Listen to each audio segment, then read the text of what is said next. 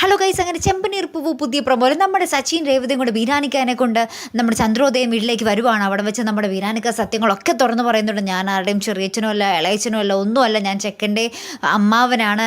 എനിക്ക് ശ്രുതിയുമായിട്ട് യാതൊരു ബന്ധവുമില്ല. ശ്രുതിയുടെ അച്ഛനെ പറ്റിയോ അവളുടെ അച്ഛൻ പുറത്താണെന്നോ എനിക്ക് ഒരു വിവരവുമില്ല എന്നൊക്കെ പറയുവാണ്. അപ്പോൾ ഇത് കേട്ടപ്പോൾ തന്നെ നമ്മുടെ ശ്രുതിയും കലിപ്പായി, നമ്മുടെ ചന്ദ്രമതിയും കലിപ്പായി. ചന്ദ്രമതി അപ്പം തന്നെ നമ്മുടെ ശ്രുതിനെ പിടിച്ച് നിന്നെ കുടിച്ച വളർത്തി വിശ്വസിക്കാൻ കൊള്ളത്തില്ലടി എന്നും പറഞ്ഞിട്ട് അപ്പം തന്നെ മുടിക്ക് കുത്തിപ്പിടിച്ച് പുറത്തോട്ട് വലിച്ചെറിയാൻ നോക്കുന്നുണ്ട്.